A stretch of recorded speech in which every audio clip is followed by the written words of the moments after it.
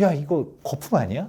이거 들어가도 돼? 라고 말할 수가 있는데 20억 초반대 투자해서 총 매가가 30억인데 우리 일명 안전마진이라고 말하거든요. 완공되면 더 올라갈 금액이 20억은 더 올라간다.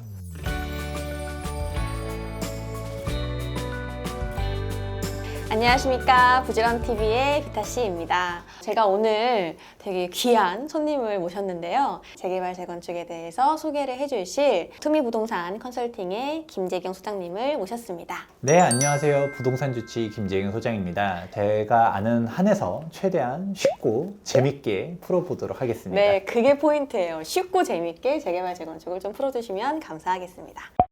신축 아파트에 대한 관심이 많다 보니까 자연스럽게 그 전 단계인 재개발 재건축에 대한 투자의 관심도 많아진 것 같아요. 지금 투자해도 괜찮을까요? 결론만 말하면 괜찮습니다. 아니, 괜찮은 정도를 넘어서 좋다라고 말할 수 있는데요.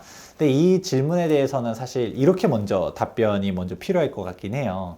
일단은 아파트도 많이 올랐고 재개발 재건축도 많이 올랐는데 지금 들어가도 괜찮냐라는 말의 의미는 사실 너무 많이 올랐는데 더 올라갈까? 거품 아닐까를 깔고 있는 거잖아요. 네. 그냥 재개발 재건축을 떠나서 그냥 아파트 가격 자체, 서울 부동산 가격 더 올라갈 것 같으신가요? 전도 올라갈 거라고 봅니다. 네. 여기에 정답이 있는 거예요. 왜냐하면 이 재개발 재건축 자체도 역시 아파트가 될 권리거든요. 그러니까 기본적으로 아파트 가격이 올라간다라고 하면 재개발 재건축 역시도 쫓아가죠. 대표적으로 예시를 들기 딱 좋은 것 중 하나가 바로 한남뉴타운인데요. 현금만 아무리 못해도 22억에서 25억 정도를 가지고 있어야 돼요. 네. 여기서 말하는 현금이라는 거는 전세 금액을 빼고선데 지금 현재 주거 환경은 열악하잖아요. 매매 금액이 사실상 다 필요한 게 한남뉴타운인데 여기서 주택 같은 경우는 대출도 안 나오잖아요. 그렇다 보니까 그냥 현금이 23억, 24억 이렇게 들어가면 야, 이거 거품 아니야? 이거 들어가도 돼? 라고 말할 수가 있는데 근데 한남만 올랐네요. 다 올랐죠, 뭐. 다 올랐고 네. 한남뉴타운의 바로미터를 어디를 보고 있냐면 반포인데 아크루 리버파크가 종전 실거래가가 45억이었는데 지금 46억 6천까지 찍었거든요. 맞아요. 34평이죠. 그것도 84 타입 네. 기준으로. 야, 근데 반포는 여기서 끝이 아닌 게 벌써 아크루 리버파크도 10년 차잖아요. 그러면 그 옆에 레미안 원베일리 입주하고 그 다음에 사실 반포 대장은 반포주공 1단지 1, 2, 4주구잖아요. 얘네는 뭐 그냥 지금 봐도 84 타입 기준으로 50억이 되게 그냥 눈에 보여요. 이제 반포 신축 기준이 이제 50억 시대라는 거를 이제 알 수가 있는 거거든요. 반포 1주구도 지금 거의 2주가 거의 끝나가고 있거든요. 그러면 이제 한남뉴타운 같은 경우는 그나마 가장 빠르다는 3구역도 아직 관리 처분 인가가 안 났는데 얘네 입주는 사실상 한 5년 뒤 입주거든요. 그리고 한남동 자체에 대한 네임 밸류스 워낙 강하잖아요. 한남뉴타운도 50억이 된다라고 하면 야, 지금 벌써 총매가가 한 30억 합니다. 나중에 이제 분담금도 납부해야 되니까. 그러면 지금 한 20억 초반대 투자해서 총매가가 30억인데 우리 일명 안전마진이라고 말하거든요. 완공되면 더 올라갈 금액이 20억은 더 올라간다. 아크루 리버파크 가격이 그냥 여기서 딱 멈춰 있어도 원베일리라든지 반포 1주구 같은 경우는 50억대께 눈에 보이는데 그러면 한남뉴타운 같은 경우도 기대하는 가격이 분명 있는데 그 반포 가격도 5년 동안 놀고 있진 않겠죠. 이게 핵심이다 보니까 재개발 재건축 같은 경우는 늦지 않았다. 반포 가격이 설령 5억이 빠져도 한남뉴타운은 아까 20억 보고 있다가 10억만 먹지 뭐 10억만 먹지 뭐 이럴 수도 있다. 이 안전마진 폭에서 왔다 갔다 하는 게 재개발 재건축이기 때문에 그냥 지금 주목해도 늦지 않는다라고 결국 많이 하죠. 신축을 선점한다라는 거에 대한 그 기회비용을 따지면 굉장히 매력적인 분야인 것 같아요. 네, 근데 맞습니다. 말씀하신 한남이나 반포나 뭐 이런 곳들은 워낙에 깔고 들어가는 그 비용 자체가 너무 크기 때문에 여러분들이 너무 많이 올랐다? 라고 느끼시는 것 같아요. 결국 가격이 너무 비싸다 보니까 지금 서울 재개발 구역들은 초기 투자금이 상대적으로 저렴한 초기 지역을 많이 달려가시는데 소장님은 그런 걸 어떻게 보세요? 초기 재개발이나 이런 투자에 대해서. 뭐 기본적으로 투미TV라든가 제가 여러 방면의 인터뷰들 많이 하고 강연도 하고 하지만 위험해요. 리스크가 높아요. 이제 재개발 단계가 쭉 있게 되면 우리 관리 처분 인가 난다 해서 무조건 안전한 것도 아니죠.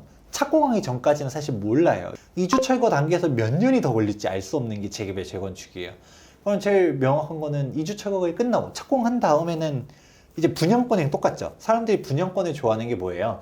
안전하고 확실하잖아요. 그렇죠. 2년 뒤 입주래. 이게 명확하다 보니까 그 기간 계산들을 하기에 좋은데 재개발은 리스크라는 게 다 존재하거든요. 그러니까 사람들이 관천화도 안전한 거 아니야?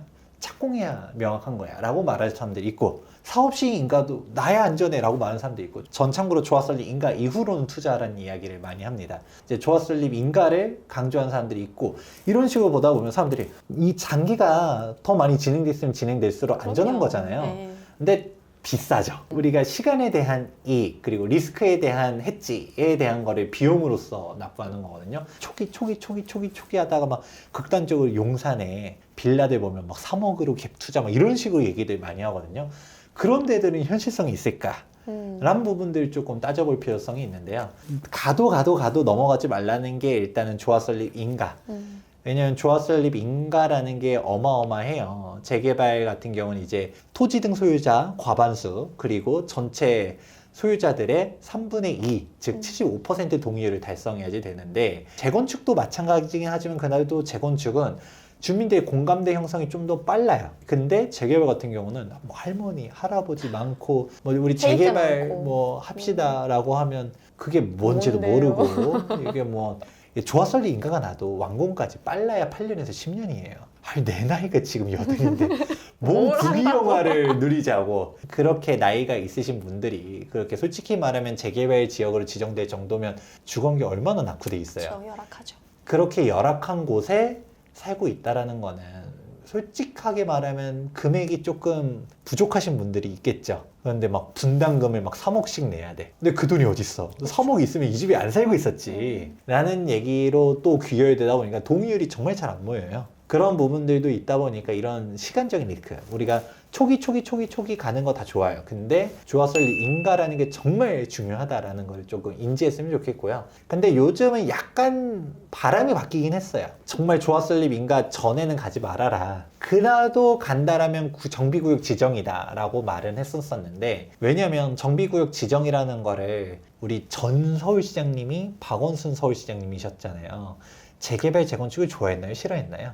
싫어했죠. 벽화글이라고. 그쵸. 있었던 재개발 지역도 해제하고, 아까 벽화글이라고 했죠. 도시재생으로 가면서 재개발 새롭게 구역 지정 뭐 해주질 않았죠. 그렇다 보니까 뭐 지금 재개발 예정지라고 말하는 곳들 특징이 20년 전부터 예정지였어요. 우리가 막 2000년대 초반부터 여기 재개발 4차 뉴타운 하면서 맨날 말 나오던 곳들이 지금도 예정지예요. 이런 부분들이 있다 보니까 정비구역 지정이 정말 어렵다. 그래서 지금은 약간 흐름이 바뀐 게, 예전엔 그냥 빌라였는데 뭔가 정비가 될 가능성이 예전보다 정말 많이 늘어난 건 사실이에요. 그래서 잘 알아보다 보면 기회의 땅도 있긴 있다. 근데 다만 여기서 핵심만 말하자면 신축 빌라 조심해라. 신축 빌라 같은 경우는 이제 두 가지의 문제점이 있어요. 그 자체가 입주권이 안 나오는 요건일 수도 있고요. 신축 빌라는 권리 산정 기준에 따라 기준일들을 잘 알아두실 필요성이 있고요. 이 기준일을 충족했다 하더라도 노후도를 맞춰야 돼요. 이게 재개발 같은 경우는 도정법 자체가 절차법이다 보니까 이 법률적인 요건이 미충족했다라고 하면 시장님께서 지정해주고 싶어도 지정이 안 돼요. 가장 핵심적인 필수 요건이 구역 면적이 1만 제곱미터 이상이어야 되고요. 전체 동수의 3분의 2 이상이 노후도를 충족해야 돼요. 그래도 도정법상에 최소한 20년은 넘어가야 되다 보니까 제가 부동산 플래닝 사이트를 많이 추천해 주거든요. 여기서 연차를 소트할 수 있어요. 19년 차 이내로 소트를 해봤었을 때 신축이 많은 데들, 퍼런 데들이 많은 데들은 조금 조심해라. 이런 식으로 보라는 게 두 번째. 즉 왜냐하면 법률적인 정량 요건조차도 미충족한 경우도 있으니까. 마지막 세 번째는 정량 요건 자체는 충족했다 하더라도 이게 지금은 충족해놨는데 신축 빌라가 계속 지어지고 있거든요. 나중에 깨질 수도 있다. 그리고 지금 구역 지정 신청하려고 했었는데 노후도가 현재 시점으로 딱 맞춰져 있어요. 그래도 신축 빌라가 많으면 많을수록 사업성이 떨어지죠. 그리고 노후도를 더 높게 충족해서 빨리 지정하기 위해서 신축 빌라가 많은 지역들은 재척시켜가지고 쟤네 빼고 우리끼리 가자라고 할 수도 있거든요. 그렇기 때문에 내가 노후된 빌라를 살려고 해도 내 주변에 신축, 여기 신축, 저기 신축 이러면 이런 지역보다도 그냥 노후된 빌라들 한복판에 있는 곳들로 가는 게 유리하다. 이렇게 세 가지만 조심해도 사고 터질 가능성은 한 반은 준다 라고 할 수 있겠네요. 이게 수도권에도 구역이 엄청 많고 지방에도 엄청 많단 말이에요. 이런 구역들을 투자할 때 불인이 분들이라고 하면 어떻게 사업성 분석을 해야 될지, 어떤 식으로 임장을 가야 될지 이런 팁들을 소장님이시니까 꿀팁을 좀 간단하게 좀 정리를 해주시면 좋을 것 같습니다. 일단은 사업 단계를 체크하는 게 가장 중요해요. 네, 그래서 서울시 같은 경우는 정보 몽땅으로. 맞아요. 그래서 이 정보 몽땅 가면 내가 찾는 지역의 구 딱 검색하면 재개발들이 쫙 뜨거든요. 이런 흐름표들을 보면서 아 지금 어느 단계구나 체크해 보면서 갈 수 있고요.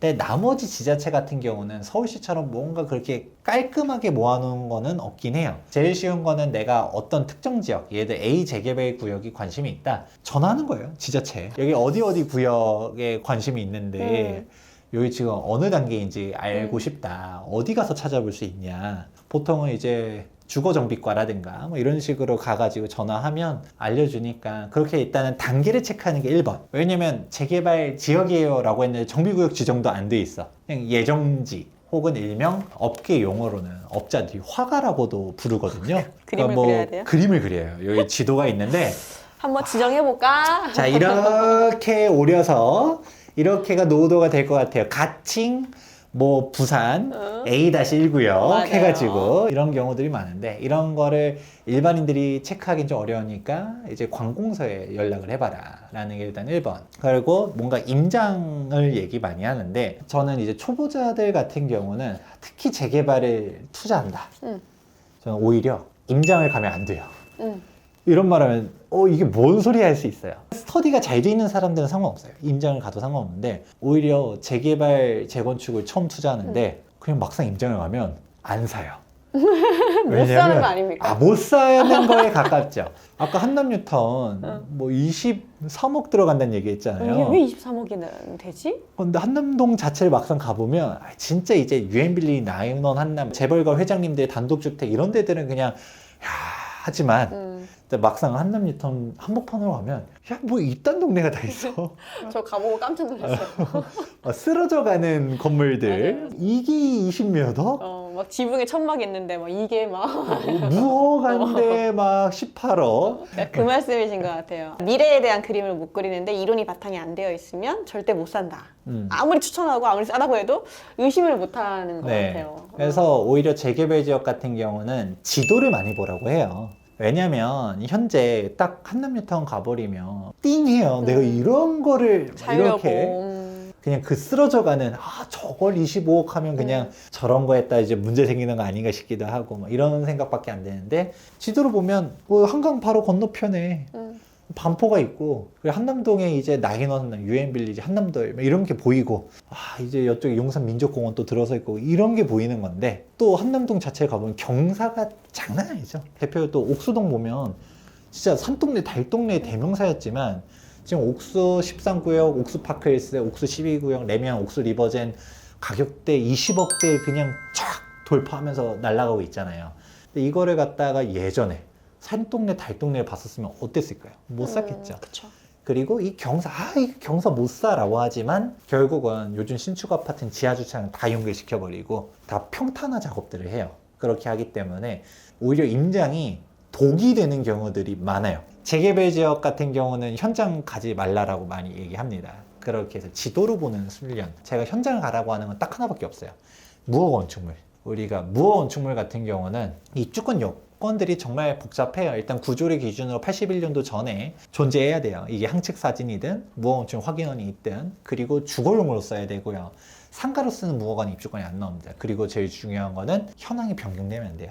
계측, 중축, 대수선 이런 게 되면 안 돼서 현황이 그대로여야 되니까 우리가 무허가 건축물 같은 경우는 무조건 현장을 체크해서 가가지고 안심이 되는 거죠.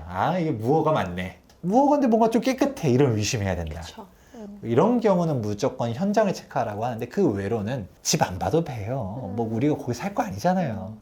나중에 완성되고서 들어갈 거고 어차피 위치도 중요한 게 아니라 동호수 추첨 다 랜덤이거든요. 내가 어느 동호수를 받을지도 모르는 건데 꼭 그 집을 볼 필요가 없다. 보면 못 산다에 대해서 설명해 드리겠습니다. 근데 저도 수업할 때 그런 얘기를 하는 것 같아요. 아파트가 올라갔을 때 그림을 그려라. 그러면 잘 안 그려진다고 얘기하는 게 불인이 분들이라고 하니까 여러분들이 혹시 불인이라고 하시면 임장 가기 전에 지도를 많이 보시고, 요즘 블로거나 이런 분들이 굉장히 잘 만들어 놓은 투명의 블로거도 마찬가지잖아요. 그런 것들을 참고하셔가지고 그 다음에 임장을 가보시는 걸 추천드립니다.